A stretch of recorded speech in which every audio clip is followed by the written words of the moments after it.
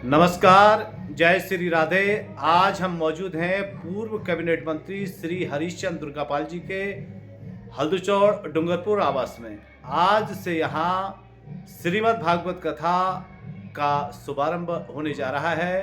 अभी कुछ देर पहले कलश यात्रा निकाली गई और आप भागवत वाचन की तैयारी है।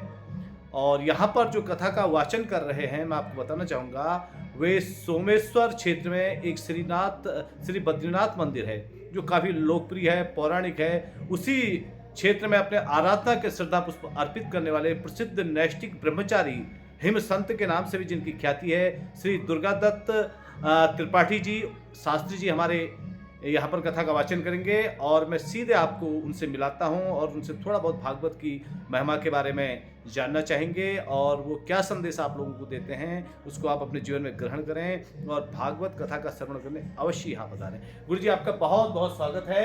और आपसे ये जानना चाहेंगे कि आज से आपके सुधामयी वाणी की धार से डूंगरपुर हल्दचौड़ के इस पावन स्थल पर कालिका माता जी के सानिध्य में श्रीमद् भागवत कथा का आयोजन होने जा रहा है। इस अवसर पर आप स्थानीय जनमानस को क्या संदेश देना चाहेंगे? जी हाँ, धन्यवाद श्रीमान पंत जी। आपका ये बड़ा विशेष सहयोग है इस सत्संग के प्रचार प्रसार में। सत्संग की आवश्यकता भी है आज के युग में।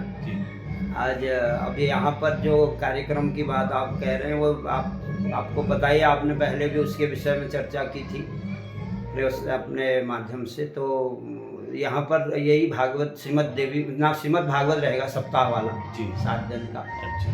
और आज महात्म्य कथा की महिमा के समेत कुछ भागवत के कथा प्रसंग चलेंगे जी, जितना समय होगा फिर यथा समय। तो मतलब जहाँ तक संदेश की बात है तो भागवत तो विशेष संदेश है ही है सभी के लिए। बहुत सुंदर। और जीवन का एकदम जो विशेष लक्ष्य है कल्याण का, वही भागवत का संदेश है। जो हम मनुष्य जीवन का जो लक्ष्य है, लक्ष्य लेकर हम चल रहे हैं कि परमात्मा प्राप्ति, अध्यात्म में शांति, अध्यात्म लाभ, मतलब अपने आत्मा का लाभ करना है ना, अपना आत्मदर्शन।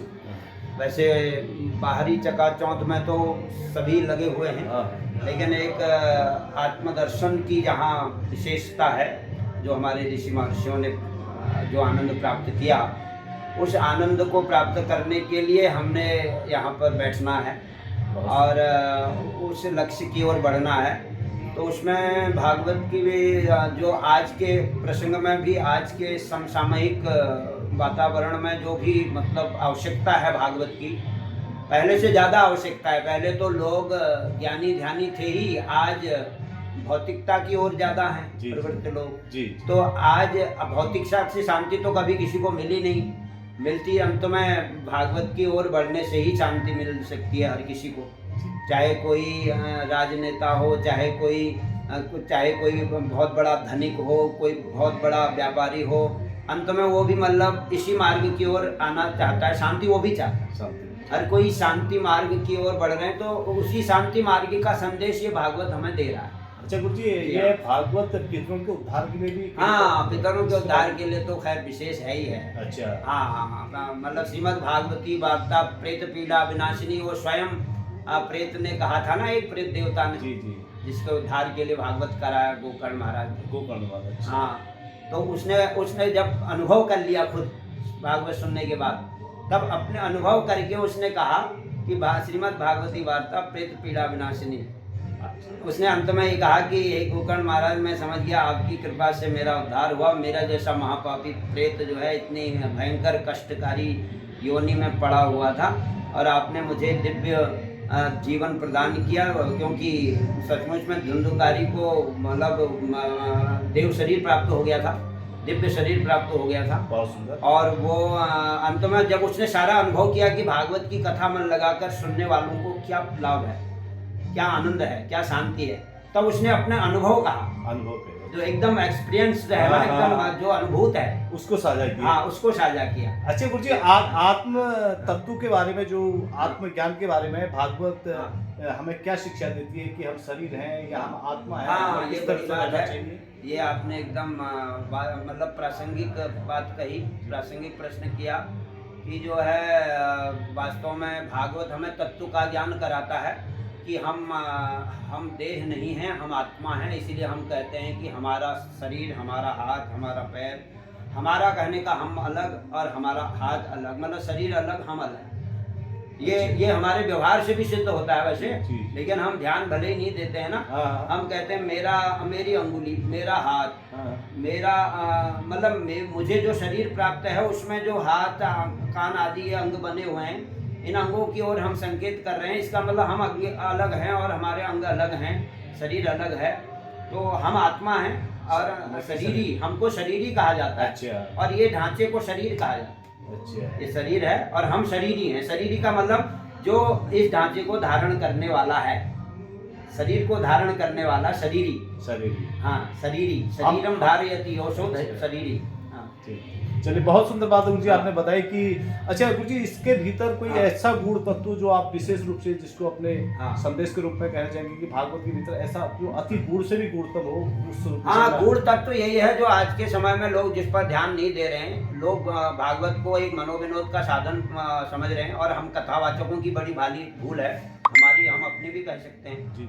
हमारी बड़ी भारी लापरवाही है या प्रमाद है जो हम भागवत को एक मनोविनोद का साधन बना रहे हैं। गाना बजाना नाचना तक सीमित रख रहे हैं और जनता सुनने वाली भी ज़्यादा ये समझ रही है कि जो कथावाचक नचाए, खूब डमरू भां ढोलक बजाए और बजवाए, वही बड़ा है, वही श्रेष्ठ है, वही कथा श्रेष्ठ है।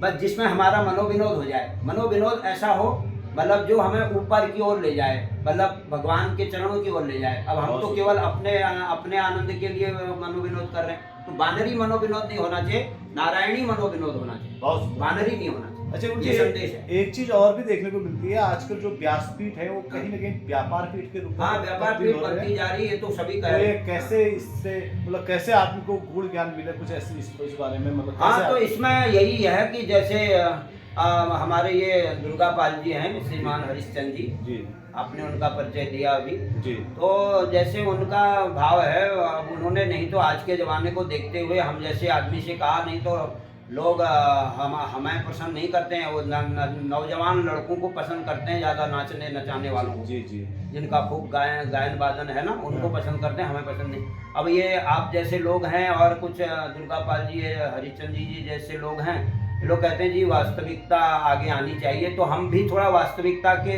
समर्थक हैं कि वास्तविकता आगे आनी चाहिए।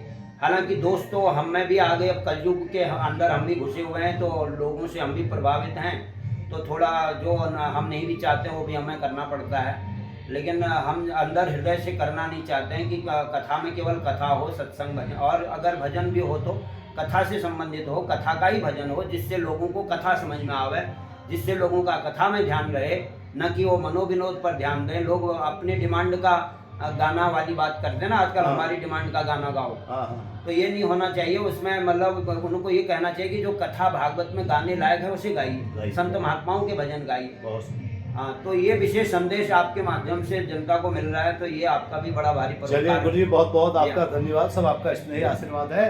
आप थे हिमालय के प्रसिद्ध संत श्री आदरणीय श्री दुर्गा दत्त त्रिपाठी जी शास्त्री जी, और आपने भागवत के गुण विषय पर प्रकाश डाला। आपका गुरुदेव बहुत बहुत धन्यवाद। आपका धन्यवाद। जय श्री राधे।